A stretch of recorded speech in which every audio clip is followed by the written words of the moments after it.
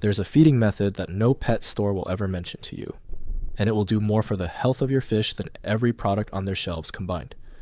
It costs nothing. It requires no equipment. And the reason it never comes up at the counter is that it is built around not feeding your fish at all on certain days. Walk into any aquarium section and pick up a container of tropical flake food.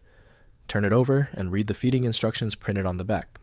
It will tell you to feed your fish 2 to 3 times a day, as much as they can consume in 3 to 5 minutes, and to remove any uneaten food afterwards. That container costs somewhere between $8 and $15 depending on the brand and the size.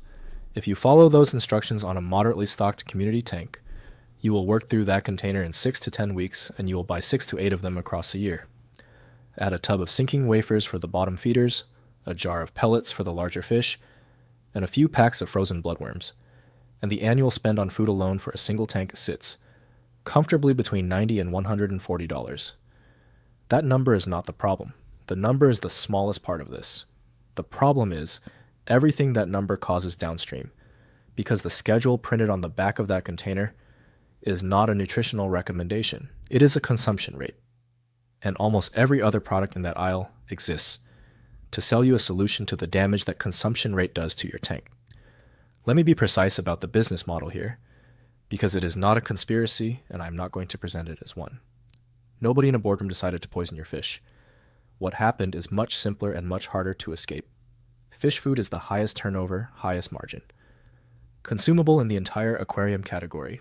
It is cheap to manufacture, it is light to ship, it has a shelf life, and unlike a filter or a heater, it is destroyed by use. Every recommendation printed on that container is written by a company whose revenue is measured in how quickly you empty it. A feeding schedule of 3 times a day empties it 3 times faster than a feeding schedule of once a day. That is the whole calculation. And the secondary effects are even more profitable than the food itself, because a tank that is overfed produces ammonia, and ammonia sells water conditioner, and ammonia damages gills, and damaged gills sell medication, and medication kills your biological filter, and a dead filter produces more ammonia, and eventually it sells you replacement fish. Every single stage of that loop has a product attached to it, and the loop begins with a feeding instruction. Now let me tell you what is actually happening inside your fish, because this is the part that nobody explains, and it changes everything about how you approach the surface of your water every morning. Your fish is not a small mammal. It does not run a constant internal temperature, it does not burn calories to stay warm, and it does not have a digestive system that expects 3 meals a day. Fish are ectothermic, which means their entire metabolic rate is governed by the temperature of the water they are sitting in, rather than by an internal clock. A tropical community fish at 24 degrees Celsius is running a metabolism that a mammal of the same body weight would consider almost dormant.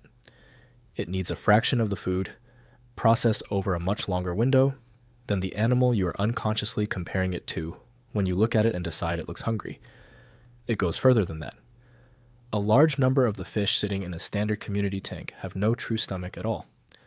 Danios, Rasboras, barbs, and every other member of the carp family are what biologists call a gastric. There is no acid-secreting stomach chamber that fills, empties, and signals hunger. There is a mouth, a short intestine, and a continuous low-volume digestive process designed to handle small quantities of food, arriving unpredictably across an entire day. When you deliver a large concentrated meal into an animal built like that, and then deliver another 1-6 hours later, you are not feeding it well. You are overwhelming a system that has no mechanism for storing the excess and no mechanism for telling you it has had enough. Which brings us to the behavior that fools every single beginner, and I include myself in that when I started. Your fish always looks hungry. It rushes the front glass when you walk past. It rises to the surface and mouths at the waterline. It follows your hand. You interpret that as hunger because that is what it would mean in a dog or a cat. In a fish, it means something completely different. Foraging behavior in fish is not driven by an empty stomach. It is driven by opportunity. A wild fish that ignored a food source because it happened to feel full at that moment would be outcompeted within a generation. Every fish in your tank is descended from ancestors who ate whenever food appeared, regardless of need. Because in the wild, food does not appear on a schedule. It appears in bursts separated by days of nothing. Your fish begging at the glass is not a hunger signal. It is a hardwired, opportunistic response with no off switch, and you have been treating it as a request. And the wild is not the buffet that people imagine when they picture a tropical river.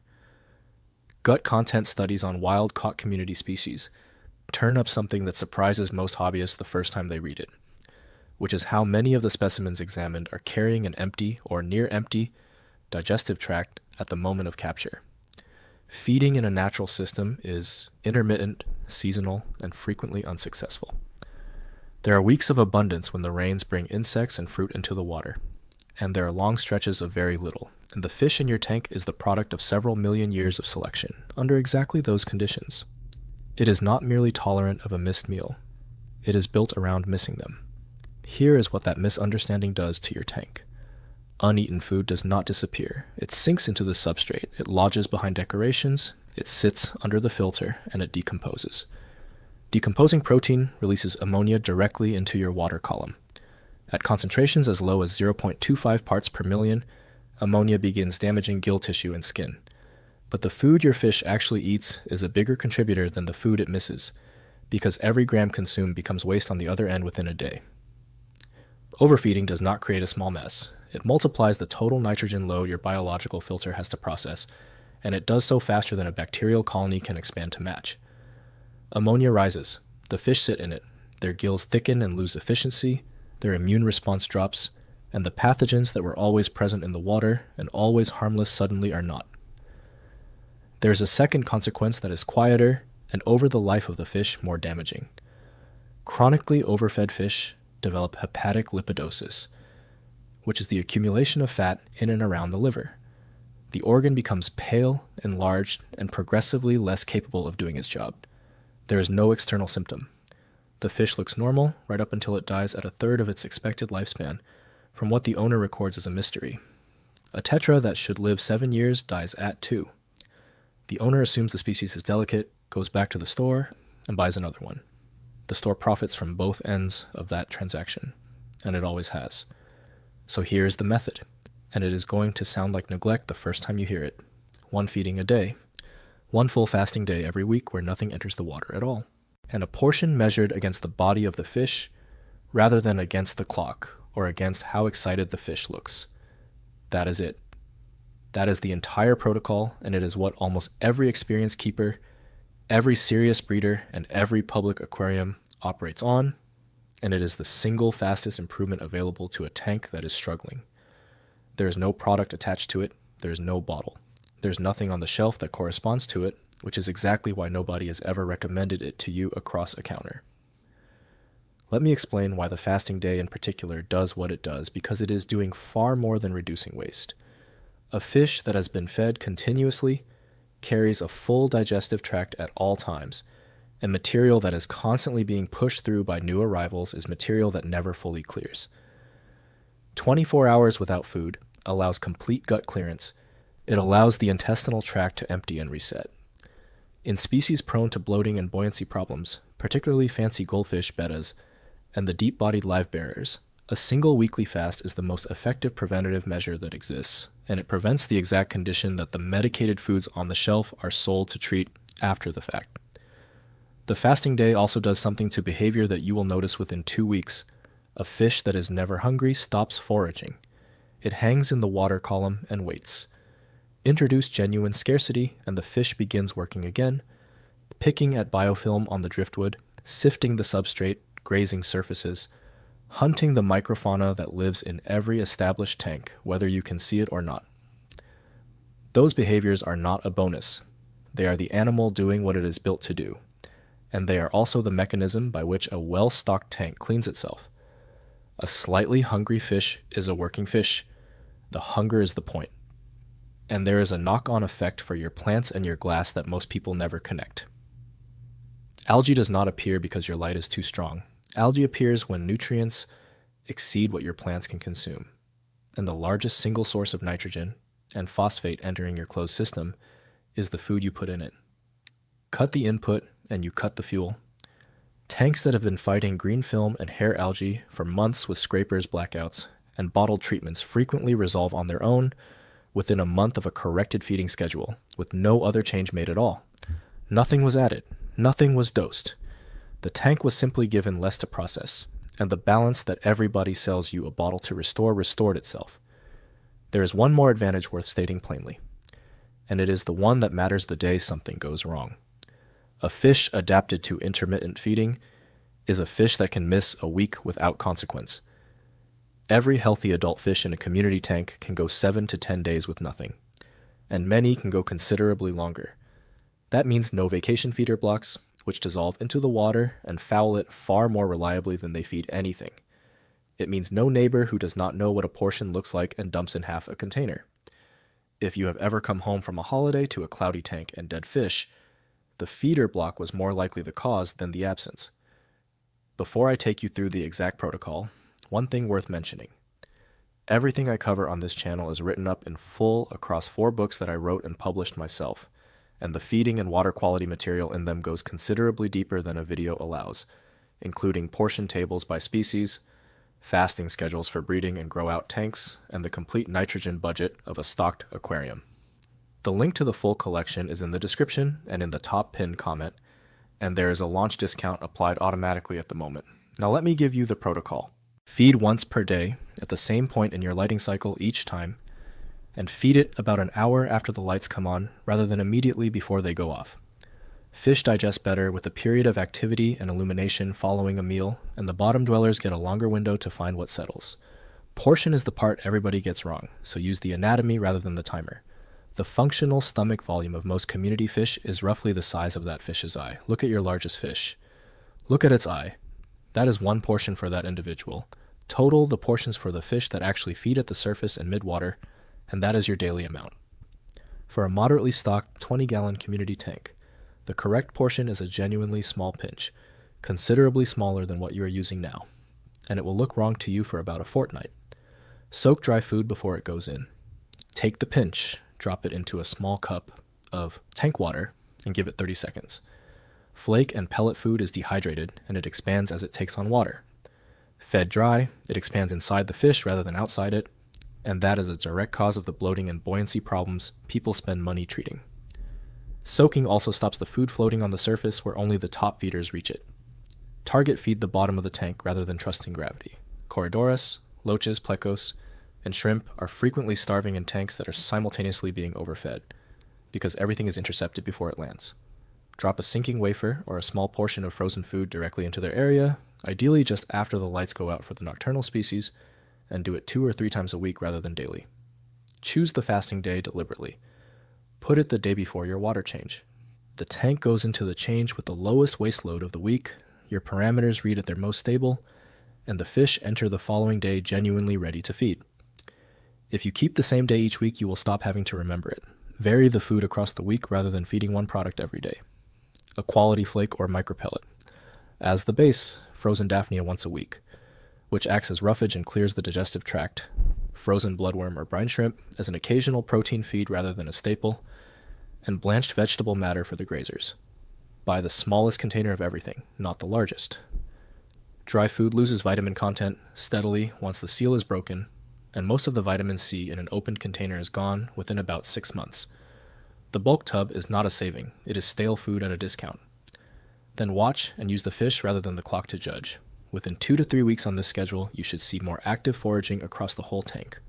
Brighter color, cleaner substrate, less debris in the filter, and a measurable drop in nitrate at your regular test.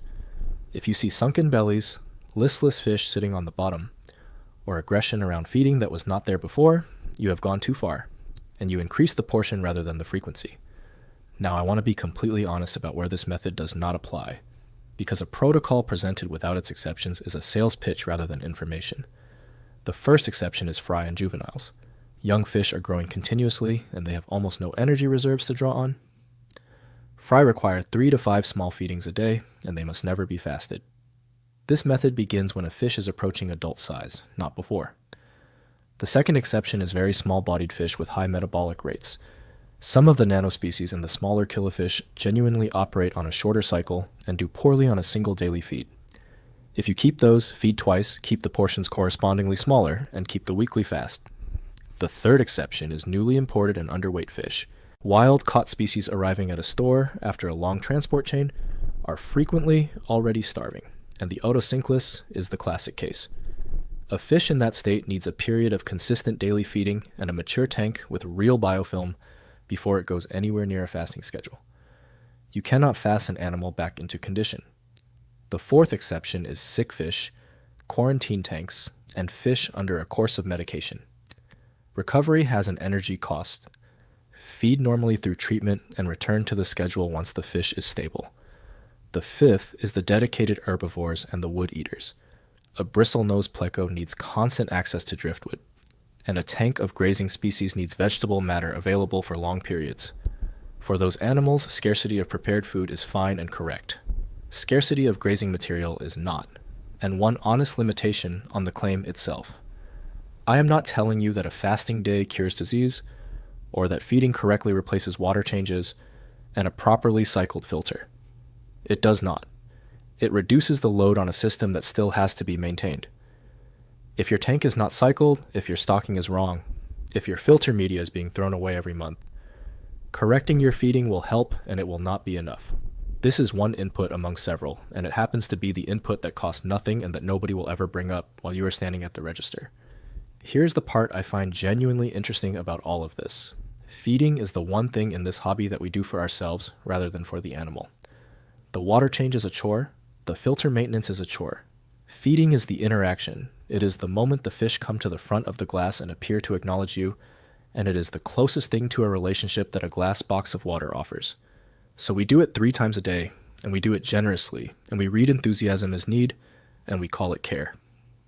The entire retail structure of this hobby is built on top of that impulse, and it does not have to manipulate anybody to profit from it.